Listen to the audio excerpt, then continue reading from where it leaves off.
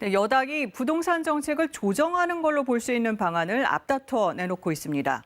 이 4.7 재보궐선거에서 부동산 민심을 확인했다는 겁니다. 이 대출 규제를 풀고 1가구 1주택에 대한 세부담을 완화하는 방향입니다. 이 여당 내의 논의는 아주 초기 단계인데 현재 특히 종합부동산세가 집중 타깃이 되고 있습니다. 대한민국 1%에 매겼던 세금이 종부세다. 또 종부세 기준을 공시가 12억 원 초과로 높이자. 이 종부세 부담 덜도록 공정시장가액 비율도 줄이자. 이 세율을 낮추고 공제액은 늘리는 법안도 발의됐습니다. 이 정부 정책의 일관성과 직결되는 문제라 여당 지도부는 아직 결정된 게 없다고 밝히고 있는데 그럼 왜 지금 이런 얘기가 나오는 건지 또 문제는 없는 건지 노태영 기자가 짚어봅니다.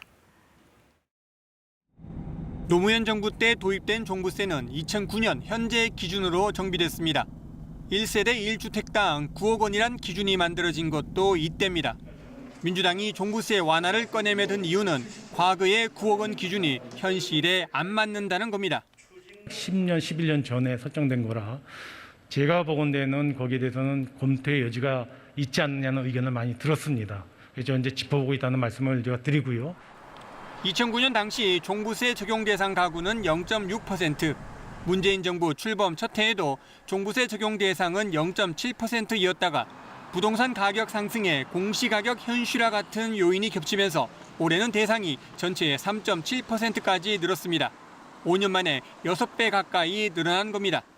집값 급등으로 조세 저항이 커지니 결국 기준을 바꿔 세금 부담을 줄이겠다는 게 일부 여당 의원들 판단입니다. 최근 3년간의 부동산 가격 급등과 이와 맞물린 공시지가 인상으로 인한 종부세 재산세 상승은 가계 소득자들에게 큰 부담으로 다가오고 있습니다. 하지만 종부세 완화가 부동산 안정에 역효과일 수 있고 K자 경기 회복처럼 부동산 불평등이 커질 수 있는 점은 부담일 수밖에 없습니다. 최상층만 핀셋 과세하기 때문에 이 소수의 사람들이 가장 격렬하게 반대하고 이 반발하는 소수의 의견들이 마치 정말 전체 다수의 국민의 의견인 것처럼 세금 폭탄이다라고. 민주당 지도부는 일단 현재 나온 방안들은 개별 의원들의 입장일 뿐이라며 앞으로 부동산 특별위원회에서 모든 안을 폭넓게 논의하겠다고 밝혔습니다. KBS 뉴스 노태영입니다.